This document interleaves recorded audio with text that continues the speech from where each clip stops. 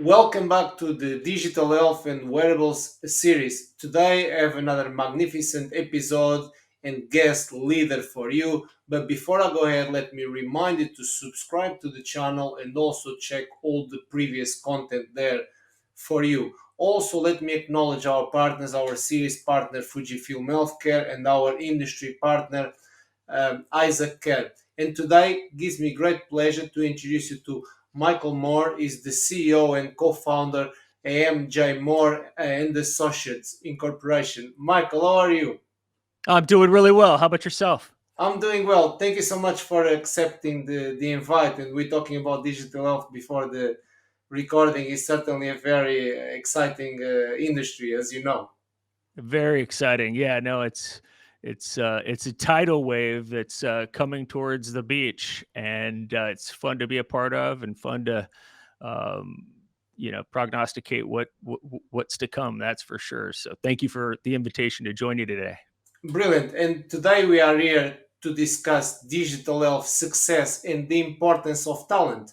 And the first question that I have for you, Michael, is what's most important for a digital health medtech company to maximize its chances of success? Hmm, that's a big question, a great question. I'm biased, obviously, because of what I do for a living, but um, you know, it always goes back to human capital. If you don't have the right folks on the bus, if you were to take a one company that's got a good product, or let's say a great product, but mediocre talent on the team, versus a company that's got a good product, but maybe not great, but they've got an incredible team, that company is going to win every time. It's just great. That's the interesting thing about technologies is great products don't always succeed. They don't. They're not always a commercial success, and that just goes back to getting the right people on the bus and creating a real palpable culture within the organization, being very intentional in hiring. Um, I always say, companies that know what they want to become can have a much greater success in hiring the right individuals, because unless and people that work with me, they probably get tired of hearing me say this, but I routinely say, figuring out where you want to go, what you want to be, is the hard part.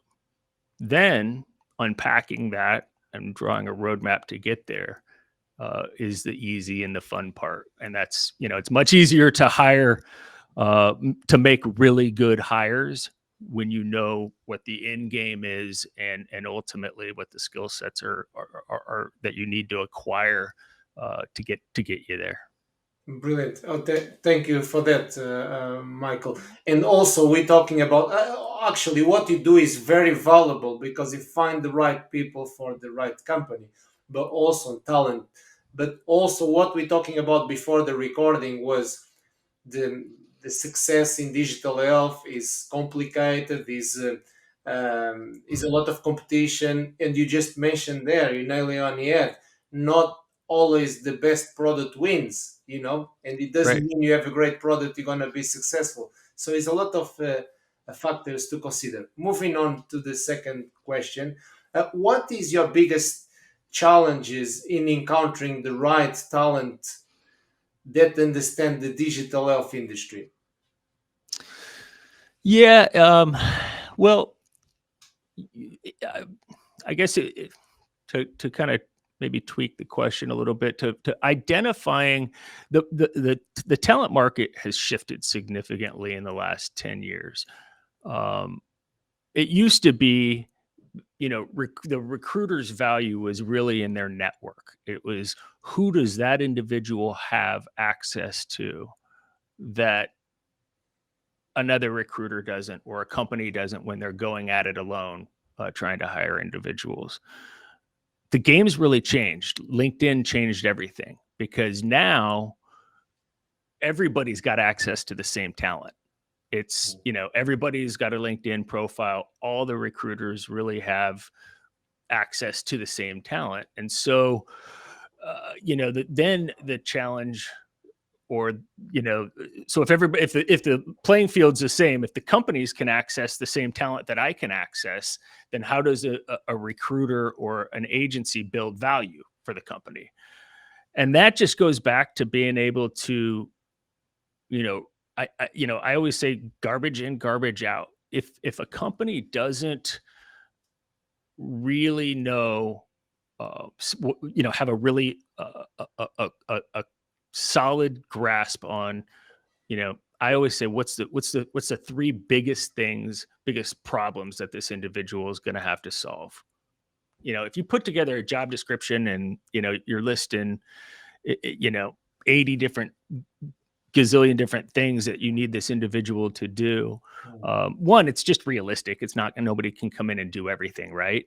But really, have a strong understanding of what's the three biggest problems you need this individual to solve, and what are the three biggest skill sets you think you need in an individual for them to be able to come in and be successful solving those problems.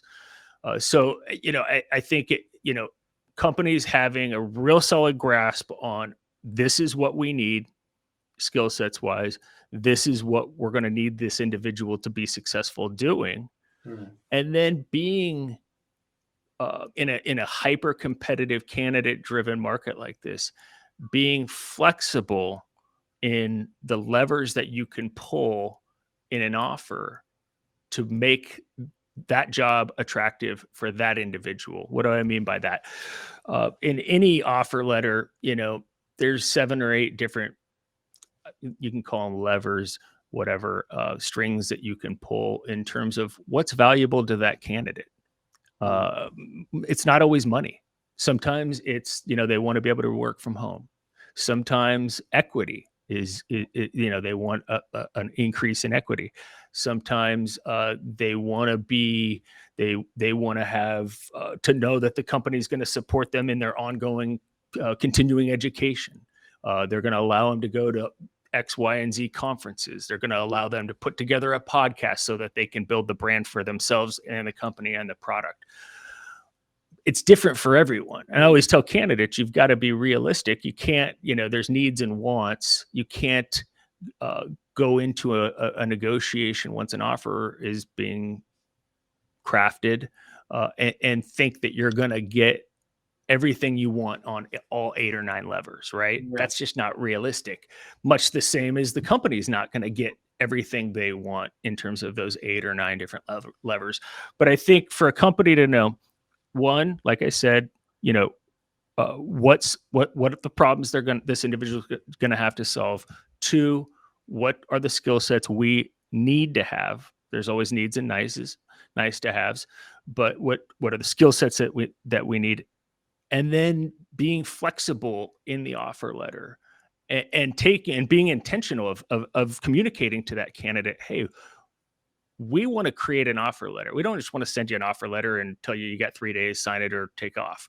We want to be intentional about creating an offer letter that's really going to be of value to you. Might be different than candidate B, candidate C, but so I think that, those in a candidate driven market, highly competitive market right now, really slowing down and finding out what's important to that candidate, and then build an offer letter that speaks to that.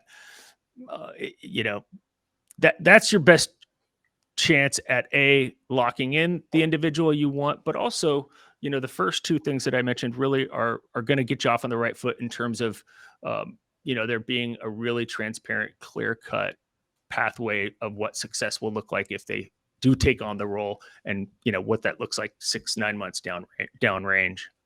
Brilliant points there, Michael. Thank you so much for that. Moving on to the third and last question. The question is, usually most people are very good with the tech side and lack the business or the industry acumen. Do you find that to be true?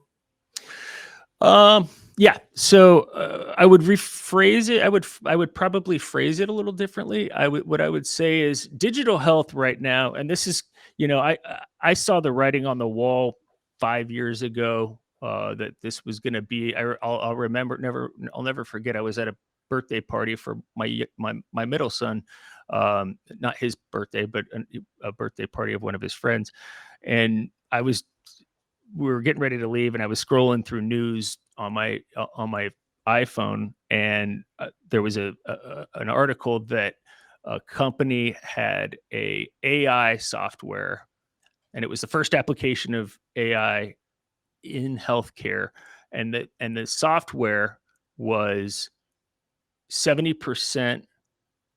I'm sorry, 30% more effective at diagnosing melanoma than a board certified dermatologist. Mm. And that for me was the aha moment of this is going to be big.